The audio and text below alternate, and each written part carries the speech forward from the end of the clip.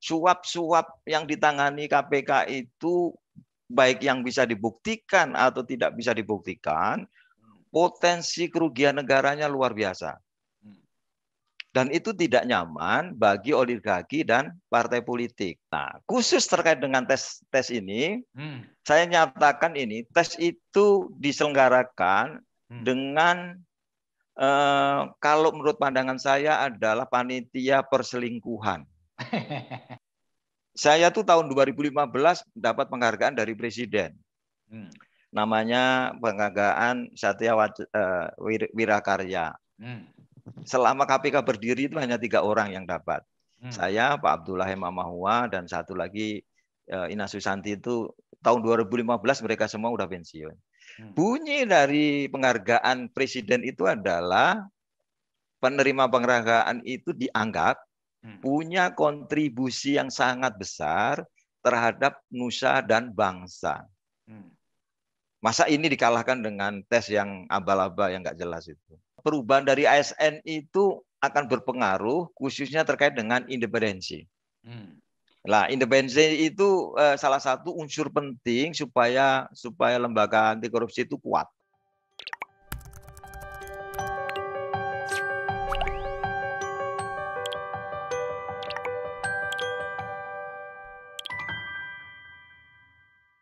Internal Komisi Pemberantasan Korupsi KPK kembali bergejolak. Hal itu berawal dari bocornya 75 nama pegawai KPK yang tidak lolos atau tidak memenuhi syarat tes wawasan kebangsaan TWK. Dari 75 nama itu, terdapat nama penyidik senior KPK Novel Baswedan. Tes TWK dilakukan dalam rangka pengalihan pegawai KPK menjadi aparatur sipil negara.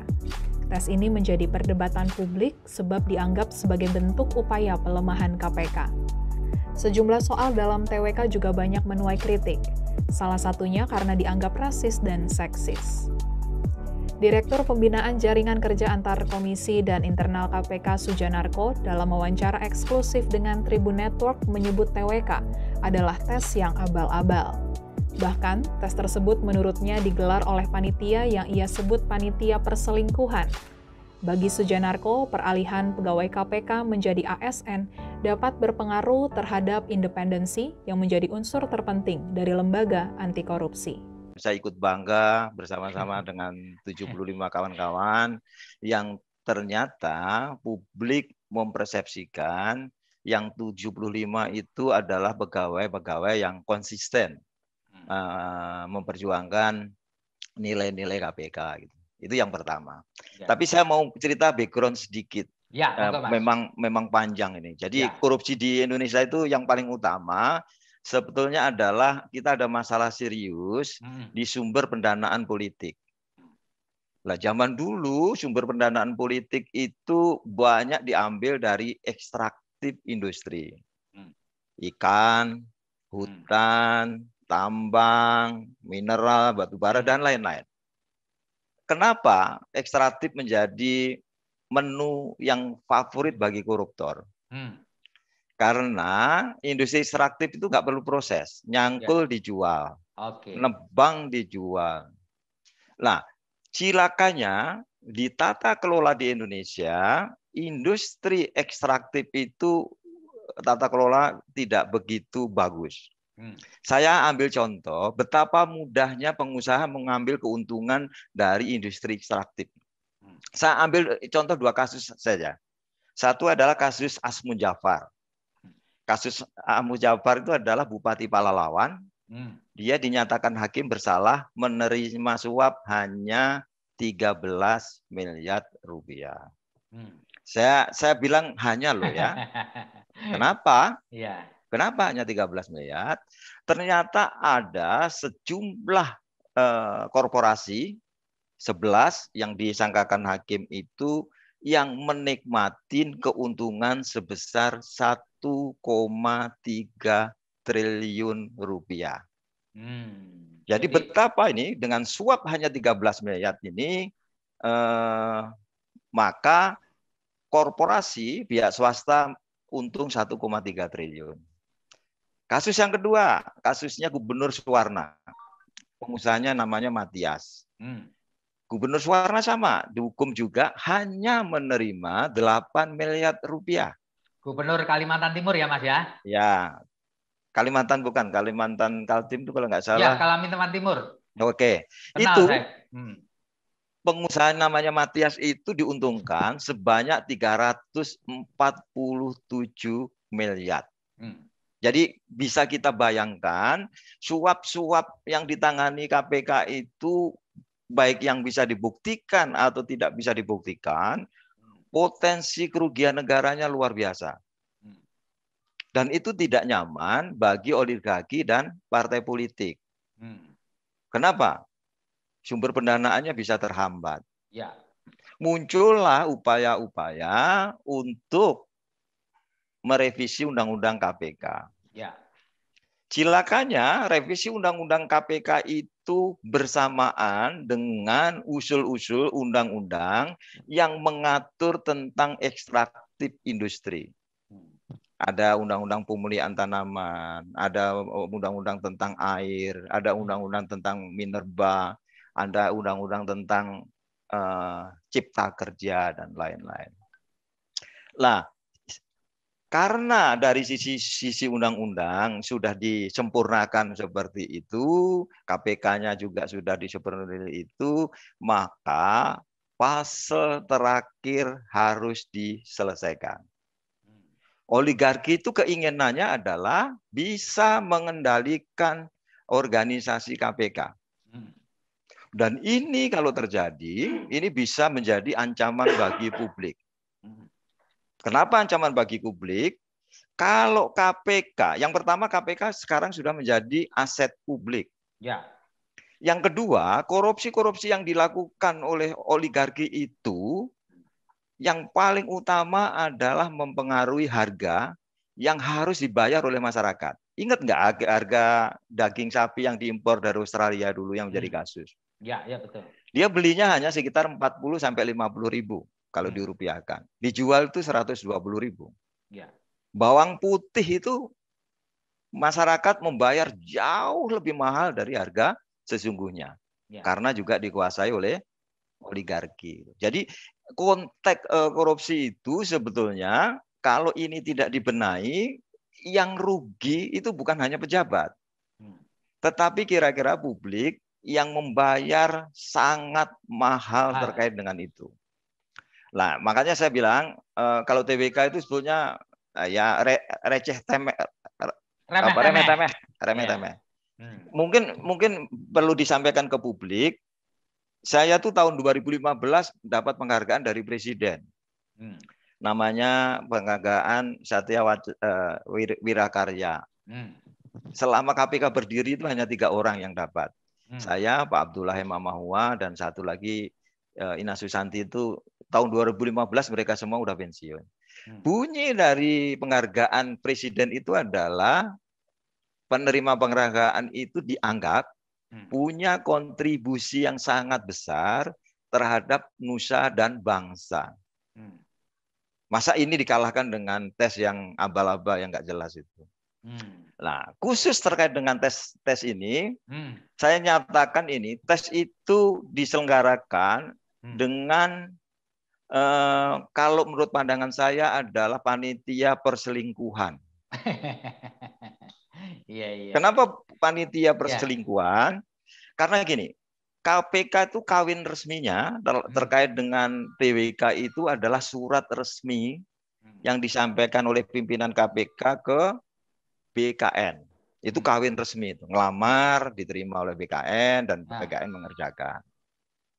Nah, yang terjadi adalah di dalam BKN itu proses TWK itu banyak diisi oleh lembaga-lembaga lain di luar BKN. Dalam hal ini, Mas? Ada BIN, ada BAIS, kalau nggak salah ada BNPT kalau nggak salah. Lah, cilakanya harusnya ya metode-metode tes seperti ini secara profesional harusnya prosedur, metodologi itu harus di-assess dulu oleh pengguna, oleh KPK. Ya. Ini KPK nggak tahu, Menteri PAN nggak tahu, BKN nggak tahu. Terus kira-kira nih, yang membuat soal itu siapa? Lah, saya ada bukti nih dari testimoni dari teman-teman ini. Kebetulan yang kemarin unboxing surat dari BKN itu dan membaca in detail alasan dia tidak diterima, alasan dia tidak lulus syarat TWK. Ada alasan yang menarik. Ya. Satu, alasannya dia katanya sering bertentangan dengan atasan. Yang kedua, dia katanya sering membocorkan informasi ke media. Lah, yang lucu ini, dua pertanyaan itu sama sekali tidak pernah muncul di proses tes. Di internal KPK, yang bersangkutan itu tidak pernah kena kasus, tidak pernah diperingatkan atasannya, dan tidak pernah dipanggil oleh pimpinan. Jadi dua alasan ini sama sekali tiba-tiba muncul menjadi alasan seseorang tidak lulus. Yang kedua, alasannya. Yang kedua itu saya dapat testimoni, alasannya satu adalah tidak Pancasilais, yang kedua bertentangan dengan atasan, yang ketiga yang menarik adalah karena punya pemikiran liberal. Yang dua itu sama, yang ini juga tidak pernah di kasus, bahkan ini sebetulnya dia pemeriksa internal. Ya. Nah, yang ketiga ini yang bahaya. Bisa dibayangkan suatu tes orang punya pemikiran sudah diadili, sudah dihukum. Ini melanggar HAM. Jadi ini kayaknya metodologi litsus zaman Orde Lama dihidupkan kembali. Gitu. Nah, itu kira-kira pandangan saya. Tapi menurut pandangan saya, ini pasal yang kecil gitu. Jadi pasal besarnya adalah ini pengen memberi karpet merah terhadap oligarki untuk mengkooptasi lembaga-lembaga yang concern terhadap pemberantasan korupsi. Kira-kira itu, Mas Febi. Mas Koko, kalau untuk Anda sendiri, reasoningnya apa? Kan tadi kan menurut testimoni kawan-kawan, Mas Koko sendiri dinyatakan tidak lulus itu karena apa reasoningnya? Yang pertama, saya tidak diperlihatkan data detailnya, jadi saya tidak tahu. Saya itu nggak lulus karena apa nggak tahu. Jadi hampir 75 orang pegawai itu nggak tahu semua. Kenapa nggak lulus? Yang tahu itu hanya yang kebetulan dia struktural dan waktu rapat diberi kesempatan unboxing untuk sampling itu ya. Jadi saya nggak tahu. Tapi bisa saya yakinkan karena saya itu tes capim aja lulus sampai DPR. Saya sampai DPR artinya proses pimpinan itu saya lulus semua. Saya bisa yakinkan kalau itu dibuka secara nyata dibandingkan, saya yakin saya akan lulus TWK ini. Karena pertanyaannya sangat nggak berbobot dan pertanyaan-pertanyaan rendahan lah gitu. Di antaranya apa, Mas Koko? Masih bisa ingat nggak? Kalau di saya nggak ada yang aneh-aneh ya. Saya yakin penanya juga nggak berani sama saya. Tetapi pertanyaan yang sangat yang sangat rendahan, tidak berintegritas itu diberikan terhadap officer-officer yang di bawah. Di antaranya apa, Mas? Yang kalau saya kebetulan dapat testimoni dari anak buah ya terkait lepas jilbab, terkait hasrat itu kebetulan anak buah saya.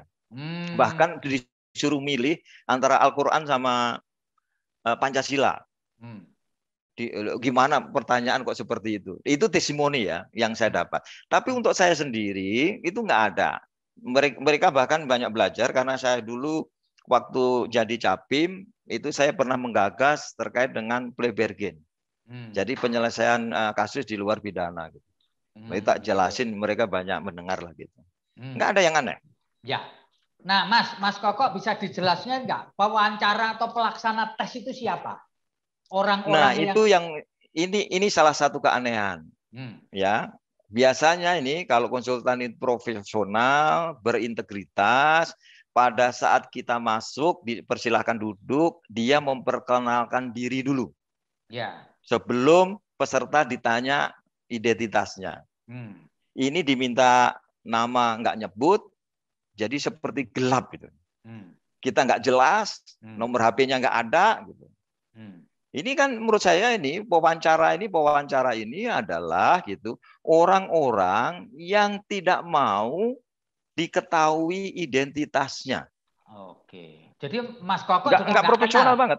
Nggak kenal orang ini Nggak kenal, siapa. tapi saya yakin wawancara saya bukan BKN. Orang di luar BKN. Kira-kira kalau menurut estimasi Mas Koko dari mana ini orang? Kalau bukan kayaknya kalau dari sisi jenis-jenis pertanyaan dia punya kompetensi intelijen deh. Oke, ya, dia punya kompetensi. Tapi orangnya cukup senior atau masih muda, Mas? Senior.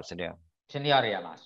Mas, ya kalau ketika Anda diberitahu tidak lolos tes wawasan kebangsaan, yang Anda rasakan apa?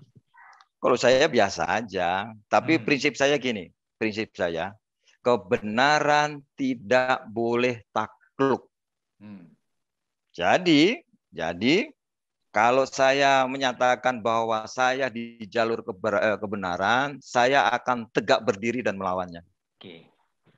Mas Koko, bagaimana mekanisme yang Mas Koko alami ketika mendapat pemberitahuan bahwa Anda termasuk orang yang tidak lolos TKW, tes wawasan kebangsaan? Gini, saya tuh sebetulnya dapat info yang perlu diverifikasi kebenarannya ya. Ya.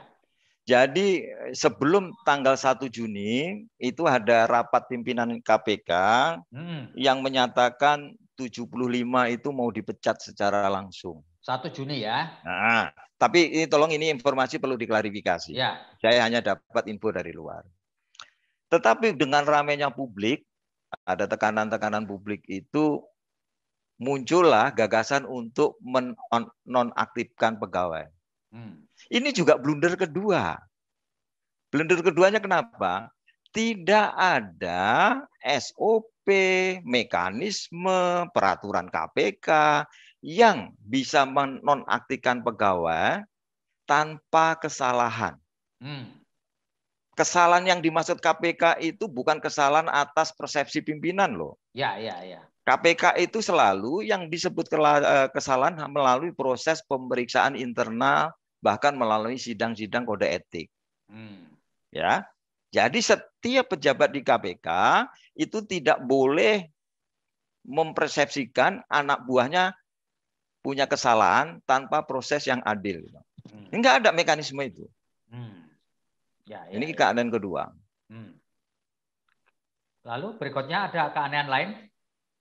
Ya, menurut saya kan, saya di media selalu bilang, tolong segera ini dikeluarkan SK-nya supaya pegawai bisa melakukan advokasi. Gitu. Nah, hari ini saya tuh ngumpulin 75 orang juga sulit. Kenapa? Karena SK-nya itu diberikan ke masing-masing dan itu lewat atasan masing-masing. Pimpinan sampai hari ini tidak pernah memberi penjelasan, memberi penerangan terhadap 75 pegawai. Maksudnya pimpinan itu komisioner KPK? Komisioner KPK. Okay. Kalau menurut saya itu bagian komisioner yang tidak kredibel, tidak berani untuk menyatakan, untuk berhadapan dengan secara langsung dengan 75 orang. Jadi sampai sekarang Mas Koko dan teman-teman itu belum pernah sama sekali bertemu atau ditemui oleh komisioner KPK ya? Belum, kayaknya nggak berani deh. Nah, apakah Mas Koko dan kawan-kawan punya niat atau rencana untuk mengajukan permintaan bertemu dengan para komisioner itu, Mas? Jadi kemarin saya bersama 75 orang sudah menyampaikan surat resmi tentang keberatan. Intinya pagi itu sebelum Presiden pidato, diantaranya adalah kita keberatan tentang apa yang diputuskan oleh pimpinan dan kita mendesak untuk SK 652 tahun 2001 itu segera dicabut dengan berbagai pertimbangan. Jadi secara resmi gitu kita 75 sudah menyampaikan surat ke komisioner untuk mencabut SK itu karena SK itu tidak ada dasar hukumnya. Oke. Kalau secara struktural sebenarnya Mas Koko ini atasannya siapa? Saya sebetulnya ada deputi. Setelah deputi langsung komisioner. Jadi deputi bidang apa kalau Mas Koko ini? Informasi data. Oh, jadi deputi bidang informasi data. terkait dengan Mas Koko, Deputi juga mengaku tidak tahu sebagai atasan. Nggak tahu, dia nggak dilibatin. Dia tuh hanya seperti tukang pos aja. Oh, jadi hanya Nggak punya kelewatan. informasi apapun, hanya menerima surat, SK-nya diserahkan saya. Itu pun saya hanya di WhatsApp aja, kebetulan saya nggak ada di kantor. Gitu ya. Nggak ada di kantor, Mas ya. Mas, saya kepingin mengkonfirmasi kepada Mas Koko ya. Banyak isu di luaran yang menyebutkan bahwa KPK ini ada banyak faksi, ada banyak kelompok, ada banyak ini. Apa benar, Mas, isu semacam itu, Mas? Menurut Mas Koko, orang yang ada di dalam. Kalau pegawai solid ya. Kalau pegawai solid. Ya. Nah, pegawai itu memang ada gini, pegawai yang hanya bekerja gitu. Tetapi ada pegawai yang membawa nilai-nilai idealisme, pemberantasan korupsi. Ya, ada. Jadi pegawai yang udah saya pokoknya saya kerja di lembaga dengan benar deh gitu. Tapi ada juga pegawai yang membawa idealisme anti korupsi. Di antaranya yang 75 orang itu. Oke. Nah, yang sekarang terjadi itu justru faksi di pimpinan. Oh, gitu. Bukan di pegawai. Ya. Pimpinan itu yang dimaksud komisioner ya? Atau komisioner. sekalian deputinya? Enggak, deputi itu masuk pegawai. Oh, masuk pegawai. Jadi yang dimaksud komisioner sesuai undang-undang, deputi ke bawah itu semua pegawai. Ya. Mas Koko, sebenarnya kalau ditanya pendapat Anda pribadi, posisi pegawai KPK kemudian harus berstatus sebagai ASN ini penting nggak, Mas? Ya sebetulnya gini, saya itu karena direktur kerjasama, saya belajar ke Hong Kong, ke Cina, ke Inggris, ke Australia, ke seluruh negara. Ya. Saya sudah belajar. Salah satu faktor terpenting untuk suksesnya lembaga anti korupsi itu adalah independensi. Nah, independensi itu terkait dengan dari sisi budget, dari sisi rekrutmen, dari sisi menjalankan jabatan, dilindungi saat menjabat gitu, ya. Itu tentu perubahan dari ASN itu akan berpengaruh khususnya terkait dengan independensi. Nah, independensi itu salah satu unsur penting supaya lembaga anti korupsi itu kuat. Nah, pengaruh buruk apa ketika pegawai KPK itu masuk menjadi aparatur sipil negara? Yang pertama gini, dari sisi rekrutmen. Ya. Tentu kalau sebelum jadi ASN, KPK itu bisa memilih pegawai-pegawai sendiri. Ya, dari sisi soft kompetensinya KPK itu beda dengan ASN lainnya. Soft kompetensinya, sehingga kita bisa rekrut sesuai dengan nilai-nilai yang ada di KPK. Hari ini karena kita sudah jadi ASN, maka rekrutmennya harus melalui Menpan. Ya. Jadi dengan demikian mengurangi independensi KPK sebagai lembaga untuk memilih sendiri pegawai yang diperlukan. Kira-kira gitu ya, Mas ya? Iya. Dan yang sebetulnya yang paling berbahaya itu kan di level pegawai. Yang paling bahaya itu adalah tidak independennya pimpinan, itu menurut saya sangat berbahaya bagi pegawai. Sangat berbahaya bagi pemberantasan korupsi. Bayangkan kalau pimpinan itu tidak kredibel, tidak berintegritas gitu, dan KPK dikendalikan dari luar, KPK itu bisa untuk menembak musuh politik, bisa untuk melindungi oligarki. Itu sangat berbahaya bagi publik, khususnya bagi pemberantasan korupsi.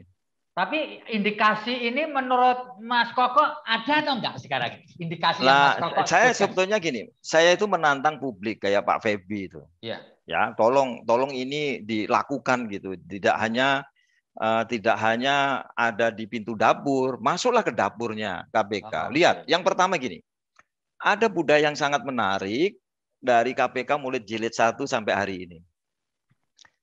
Pimpinan KPK setiap ketemu high level, prominent person, itu tidak boleh sendirian. Dia harus mengajak teman. Kenapa? Yang pertama ada saksi. Yang kedua, menjagain supaya KPK itu tidak berkomitmen di luar komitmen pemberantasan korupsi. Misalnya komitmen politik, komitmen kekayaan, dan lain-lain. Yang ketiga ini yang menarik, kalau sendirian, pimpinan itu temannya hanya dua. Yang paling dekat yang ada di sampingnya itu setan. Yang agak jauh itu malaikat. Di atas ya Tuhan. Tapi setan tuh pasti posisinya lebih dekat lagi. Lah, kalau mereka hanya sendirian, bisa enggak mereka tidak terpengaruh oleh setan tadi itu? Nah, sekarang cek hari ini ya, saya kemarin lihat dengan Pempret kayaknya sendirian juga deh itu. Nah, diingatkan, masa media ngundang pimpinan sendirian juga mau? Jagain dong Pempretnya itu. Supaya yang datang itu tidak sendirian gitu. Jadi semua ikut jagain. Cek benar tidaknya pimpinan itu jalan sendiri-sendiri. Saya tidak tahu. Saya tidak punya informasi akurat terkait itu. Tapi kalau ini terjadi, ini sangat-sangat berisiko KPK dikendalikan oleh orang di luar kepentingan pemberantasan korupsi. Itu ya Mas Koko ya. Mas Koko bisa diceritakan sedikit karier Mas Koko di KPK, mulai kapan masuk? Oke, yang pertama gini, saya itu tahun 2004 sampai 2010, saya itu membangun tim yang namanya tim pelacak aset.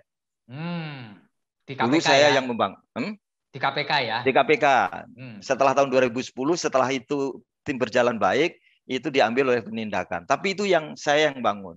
Bentar, Mas, 2004 Mas sampai Koko 2010. Mas Koko masuk dulu ke KPK ya. Selama 6 tahun, Mas Koko membentuk tim pelacak aset. Ya. Kemudian, yang kemudian tim itu kemudian hasilnya diambil alih untuk penindakan ya. Ya, bukan hasilnya, timnya diambil. Timnya diambil. Karena sudah jalan gitu, diadop lah, diambil.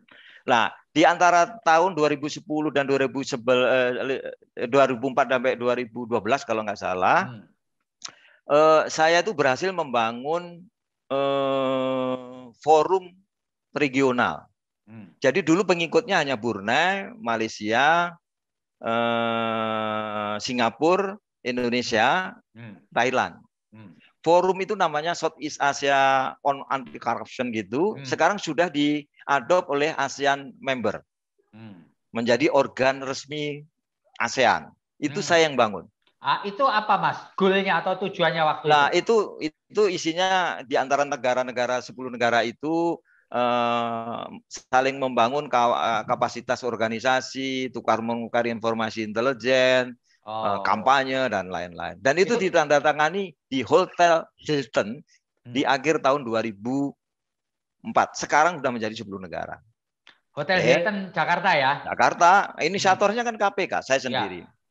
Nah, tahun 2010-2012 saya itu ditunjuk oleh Indonesia menjadi penanggung jawab pada saat review dari Perserikatan Bangsa-Bangsa terkait dengan upaya pemberantasan korupsi. Jadi saya yang membuat laporan nasional, saya yang menegosiasikan dengan pereview dan lain-lain. Ya, sehingga tahun 2015 saya diberi hadiah Wirakarya itu tadi oleh Presiden. Itu ya karena backgroundnya karena peran dari Mas Kokoi yang diceritakan itu ya. Gini ya, kira bunyinya penghargaan Presiden itu saya dianggap sukses membangun jaringan nasional dan jaringan internasional. Oke ya. Lah tahun 2015 itu saya membangun namanya Anti Corruption Learning Center. Dan saya menginisiasi ada anti korupsi sektor swasta. Jadi terus yang selanjutnya saya juga berhasil menginisiasi mendorong MA mengeluarkan namanya Perma 13 tahun 2016 terkait dengan kejahatan korporasi.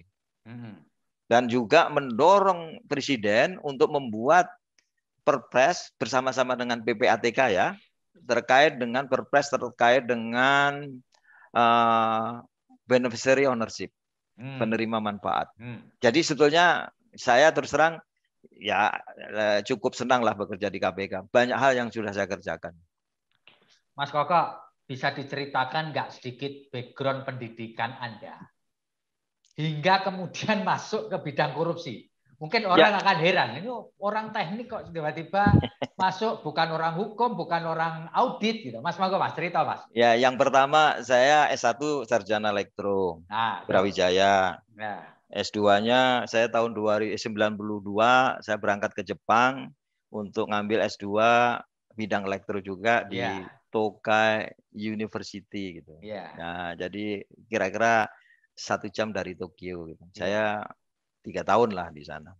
Setelah pulang, saya tuh sebetulnya udah menjadi kepala dinas di industri strategis lah. Namanya PT Buma Bisma Indra. Nah, saya terus terang kenapa jadi beraktivis seperti ini. Pada saat ada gonjang-ganjing di BUMN itu, saya itu tidak menyalonkan diri sebagai pengurus serikat pekerja. Tiba-tiba seluruh pegawai memilih saya harus jadi ketua umum serikat pekerja. Nah, begitu saya jadi ketua umum serikat pekerja, saya mulai mempelajari advokasi. Terkait dengan kepegawaian, terkait dengan itu awal mulanya ya Mas ya. Nah, begitu ada KPK, ya saya masuk dan saya terus terang nyaman di sini. Makanya saya itu dulu di KPK direkrut 12 orang. Semuanya itu level struktural, direktur dan deputi. Jadi Mas itu begitu masuk sudah direktur? Sudah direktur. Dari 12 orang itu semua udah keluar dari KPK. Ada yang jadi direktur BUMN, macam-macam. Banyak yang jadi direktur. Satu-satunya yang tinggal di KPK itu hanya saya. Kenapa? Yang saya tidak mau meninggalkan KPK itu, saya sudah pernah mendapat apresiasi dari negara. Pak Jokowi tadi. Jadi saya sudah menatakan diri, saya nggak akan tinggalkan organisasi ini. Mas, bisa diceritakan nggak Mas Koko? Kenapa waktu itu setelah dari BUMN tertarik masuk KPK itu apa yang membuat Mas Koko tertarik masuk KPK tahun 2004 itu? Apa? Ya, saya sebetulnya pada saat udah menjadi serikat pekerja itu saya concern di kesejahteraan gitu.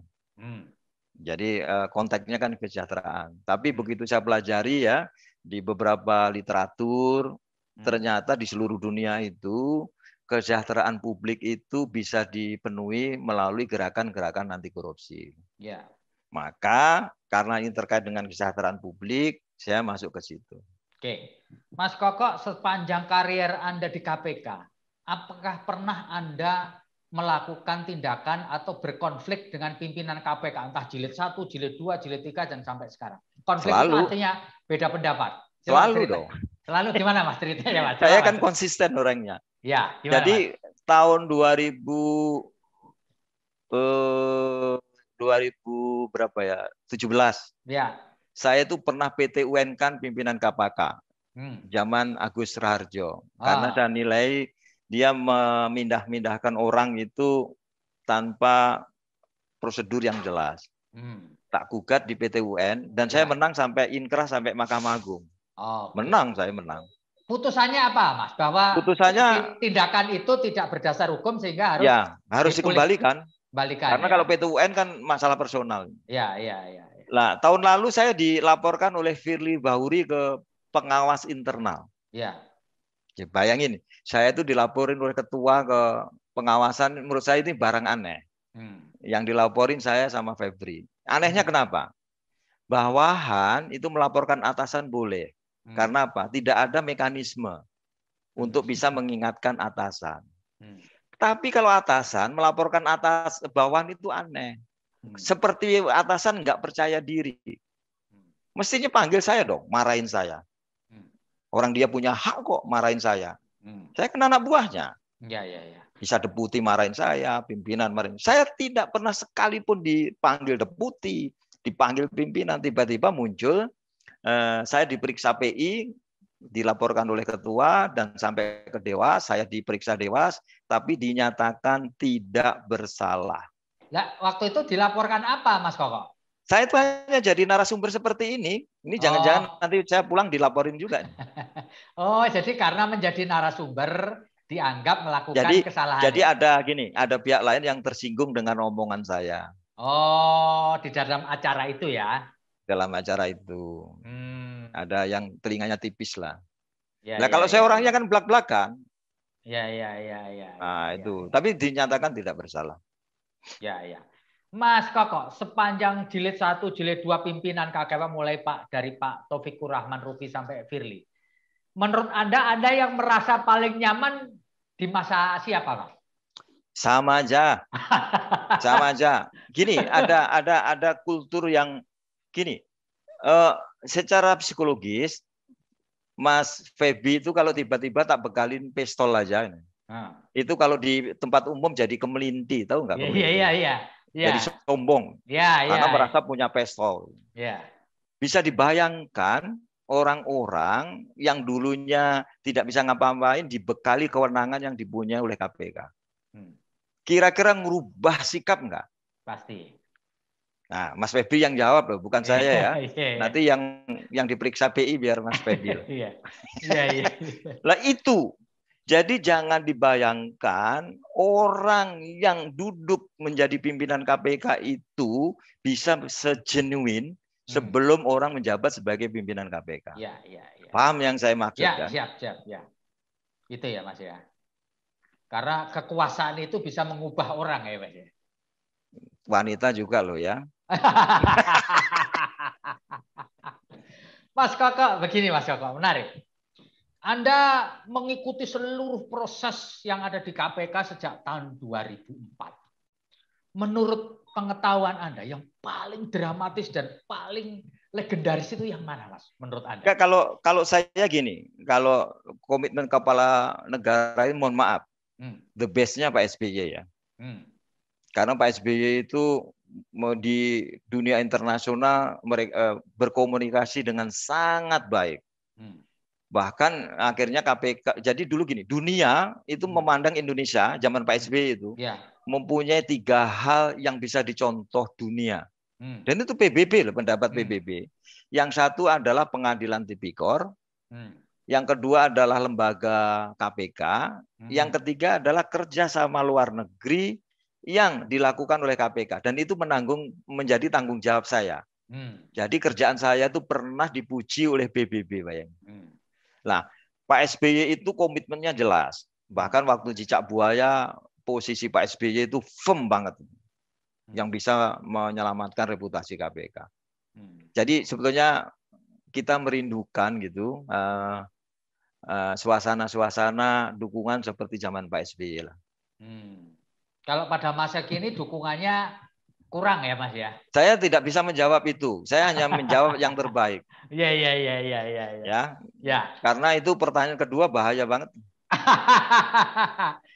Mas, ini belakangan ini banyak orang melontarkan terutama kalangan-kalangan tertentu mengenai kredibilitas dan loyalitas pegawai KPK terhadap sumpah dan tugasnya. Ini bagaimana Mas? Kalau saya dibalik, yang sekarang tidak berintegritas, yang sekarang tidak kompeten, itu adalah pimpinan dan anggota Dewas. Saya bisa nyatakan di sini. Ya, sebagian Mas? Loh ya. Sebagian. Gimana Mas? Kenapa alasannya bisa? apa? Ya, alasannya gimana Mas? Kompetensi itu terdiri dari 3 unsur. 1, knowledge. Yang kedua, skill. Yang ketiga, attitude. Lah, pimpinan ini yang jilid sekarang, Dewas itu saya laporin kemarin terkait dengan komite etik. Apa yang saya laporkan? Bukan karena kepandaiannya, bukan karena kepengetahuannya, tetapi yang saya laporkan adalah attitude. Konteksnya apa itu, Mas? Konteks attitude itu, Mas? Ya, attitude itu contohnya ini. Tadi ada budaya kalau ke high profile harus berdua, dia sendiri. Terus dia ternyata juga pernah diperiksa oleh Dewas. Kan pernah dinyatakan bersalah oleh Dewas. Berarti kan nggak kompeten. Orang sudah dibuktikan kok gitu. Jadi saya balik, yang tidak kredibel tidak kompeten itu sebagian pimpinan dan sebagian dewas. Gitu ya. Bukan pegawai KPK ya. Bukan pegawai KPK. Ya. Mas Koko, ketika Anda masuk ke KPK, kan Anda merasa ini nyaman, ini saya tidak akan pernah meninggalkan lembaga ini karena saya sudah bertengkus lumus, sudah mendapatkan penghargaan dan sudah memberikan sesuatu kepada lembaga ini. Mas, Anda berpikir atau berpendapat atau mengira atau memprediksi KPK ke depan ini nanti kayak apa? Jadi gini, kalau kita bicara tentang hasil, ya tentu saya ikut sedih deh. Kayaknya hasilnya akan semakin buruk. Tapi pembelajaran terhadap anak cucu kita itu kan tidak hanya kita tunjukkan dengan hasil.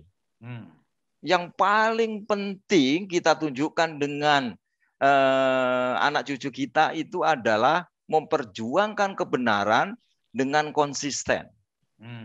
Mereka biar belajar dari proses-proses yang sedang kita lakukan. Jadi saya tidak akan mimpi hasilnya akan lebih baik, tapi mudah-mudahan memperjuangkan kebenaran dengan cara istiqomah, dengan cara konsisten ini akan menjadi pembelajaran yang baik bagi anak cucu kita. Mas Koko, Anda tadi menceritakan bahwa sudah pernah ke Hong Kong melakukan studi banding lah, melihat di antara komisi anti rasuah atau lembaga anti rasuah, Mas, yang mendekati ideal itu di negara mana, Mas? Nggak, saya itu sampai mulai ke Brasil pernah, ke Afrika Selatan pernah, ke Nigeria pernah, seluruh dunia tak datangnya.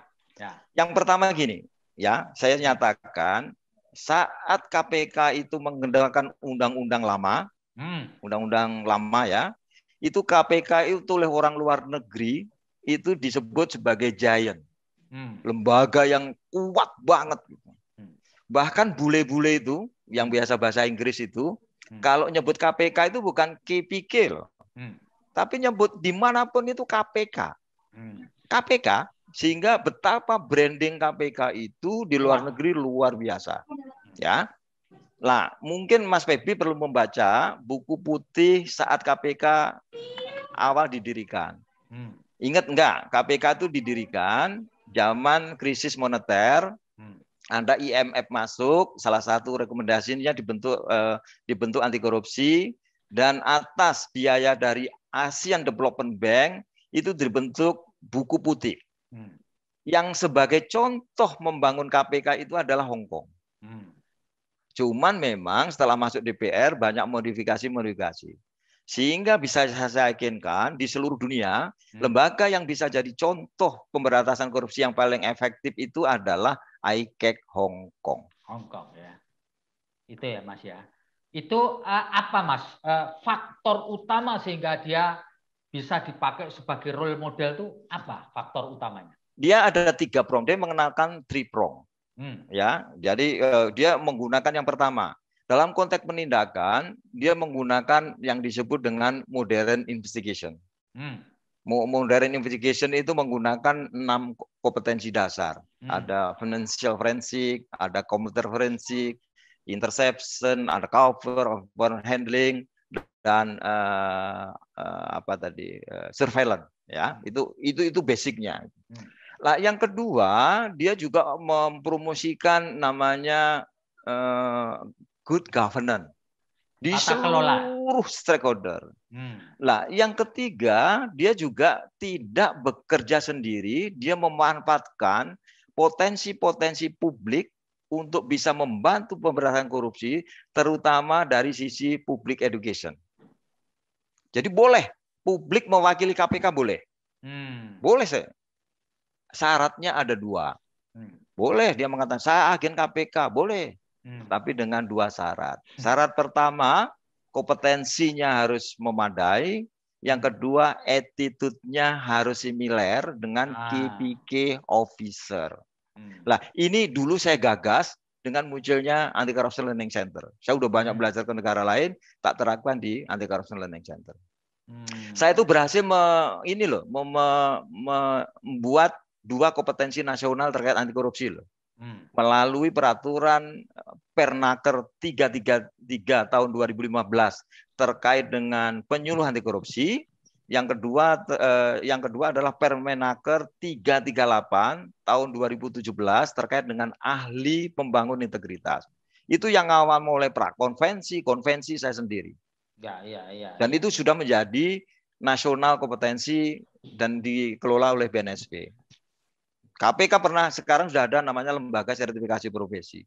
Saya menjadi ketua LSP yang pertama lah. Gitu.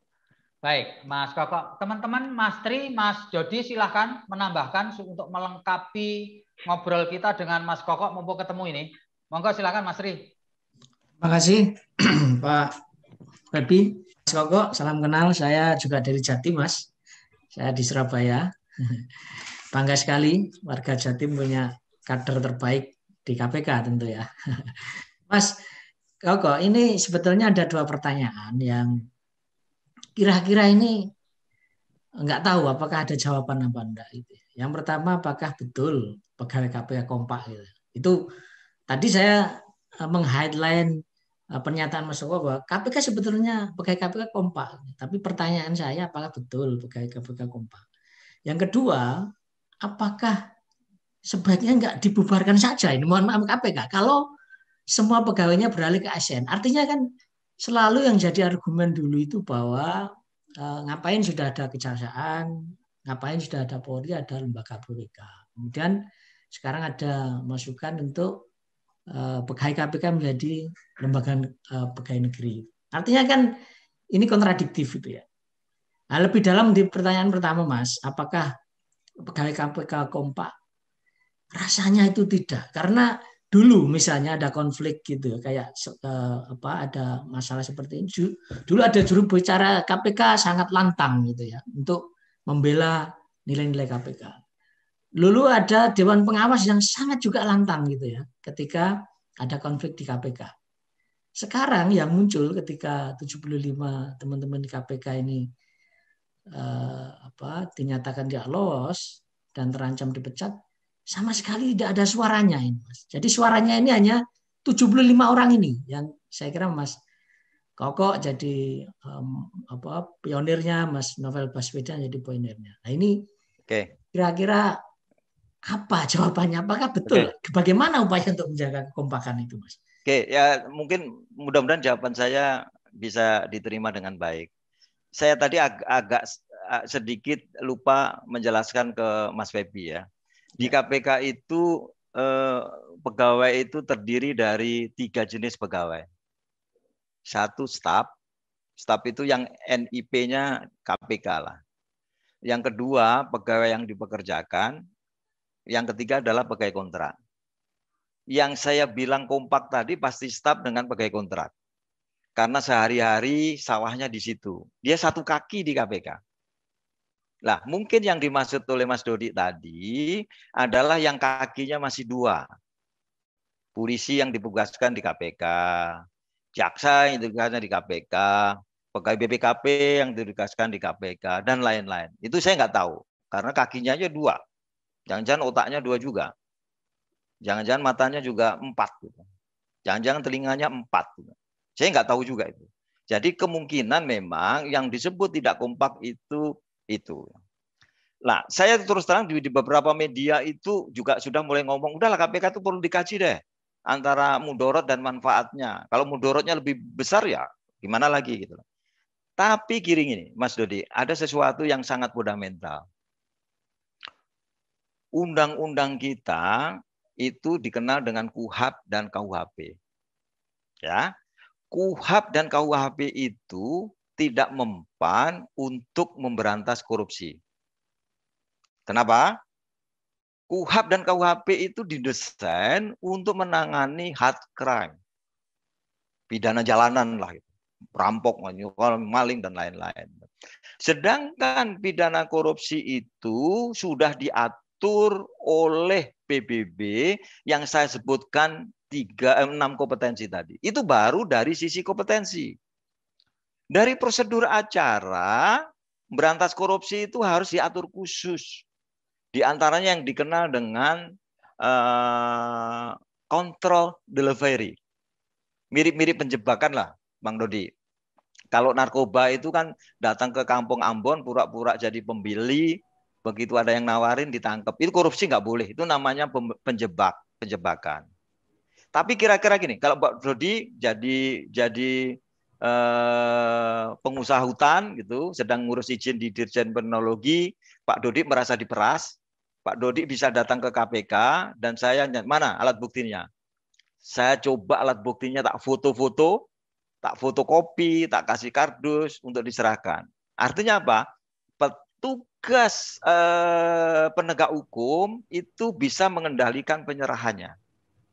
Bahkan di Amerika lebih dahsyat lagi. Di Amerika itu ada istilah NREM, ada istilah DPA.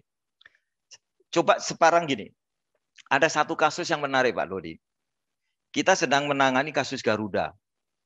Semua tahu, KPK itu kasus Garuda telah sukses untuk mengembalikan keuangan $500.000. Gede nggak itu? Kecil. Karena KPK sedang membantu Serious Fraud Office. Saya pernah datang ke UK, ke London, yang sedang menangani kasus Garuda. Dan SFO itu seluruh banyak data-data juga dari KPK. Tetapi cara penyelesaiannya beda. Yang KPK melalui prosedur mulai prosedur pidana, yang di UK itu melalui penundaan penuntutan, Deferred Prosecution Agreement. SFO dengan cara di luar pidana itu mendapatkan 500 juta US. Banyak sekali. Kasusnya ya? sama. Ini kecil juga masih. Oh, Saya gitu. ceritakan lagi kasus yang sama terkait dengan Rolls-Royce, Boeing yang sedang dilakukan oleh DOJ, Department of Justice US. Kasusnya mirip-mirip. Department of Justice US itu bisa memaksa Boeing untuk membayar 3,9 miliar dolar. Banyak lagi nih. Jadi teman-teman tolong mulai mengkaji kelengkapan satu dari prosedur acara, dari pemidanaan, supaya apa? Kita tuh lebih efektif. Jadi kita tuh tidak hanya ngomong diskusi di permukaan aja. Masuk ke dapurnya dong. Kompornya udah bener nggak kalau mau masak? Jangan-jangan kompornya kekecilan nih. Jangan-jangan bumbunya nggak lengkap nih. Masak rawon nggak ada keluarnya, mana bisa jadi rawon? Jadi kira-kira Mas Dodi, saya terus terang dalam posisi sudah ragu-ragu dengan hasil. Tapi perlu dimengerti, pidana korupsi itu karakternya ada dua. Bukan extraordinary. Korupsi itu bukan extraordinary. Tapi korupsi itu dinyatakan mempunyai dua sifat. Satu, transnational organized crime. Yang kedua adalah organized crime. Nggak bisa korupsi dilakukan seorang diri, itu nggak bisa. Dia pasti pakai sindikat. Jadi memang kita kalau mau duduk manis, duduk serius gitu, kita banyak masalah-masalah yang terkait dengan upaya pemberantasan korupsi. Ayo kita duduk detail gitu, apa kira-kira yang bisa didorong untuk kita bisa melengkapi instrumennya. Kira-kira itu Pak Tri, mudah-mudahan bisa menjawab. Oke, Mas Dodi, sekarang lanjut, Mas. Oke, terima kasih Mas Febi. Pak Koko, selamat pagi menjelang siang. Saya ada satu pertanyaan, ini terkait karena tema yang kita bahas hari pagi ini adalah soal polemik tes wawasan kebangsaan. Kemarin itu kalau nggak salah dari pimpinan sudah mengeluarkan SK untuk 75 pegawai yang tidak lulus TWK ini, isinya tentang penonaktifan gitu.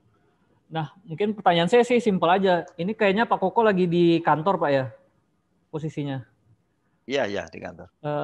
Apakah setelah keluarnya SK itu 75 pegawai yang dinonaktifkan itu masih boleh masuk kantor Pak? Apakah masih diberi akses masuk ke ruangan atau malah di blok juga kayak waktu itu pernah kasus Kompol Rosa yang kemudian nggak diberi kartu akses karena disuruh balik ke Polri. Nah, ini yang 75 pegawai ini apakah pagi ini masih bisa masuk kantor atau gimana, Pak? Dan kalaupun bisa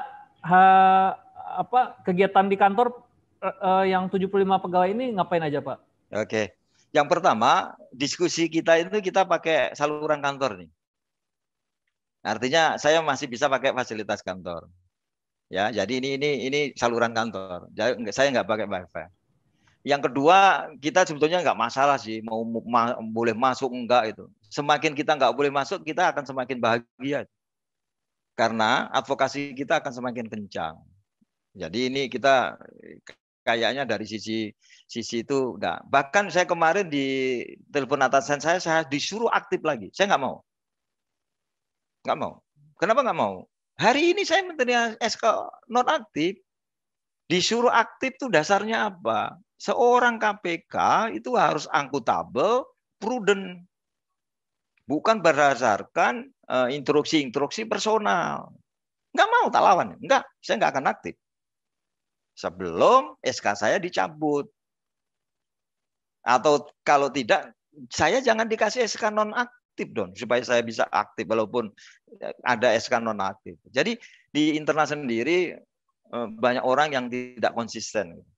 Saya perjuangkan itu, saya ingin tetap konsisten lah.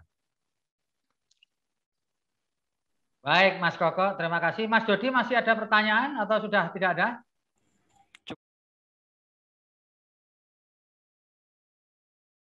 Pada kesempatan kali ini, saya persilahkan Mas Koko menyampaikan closing statement kepada para pembaca dan penonton kita yang ada di manapun mereka berada. Silakan Mas Koko. Ya, makasih Mas Febi.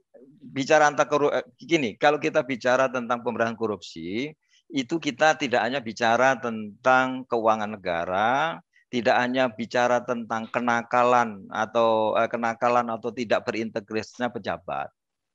Korupsi itu mempunyai risiko 4 kerusakan besar.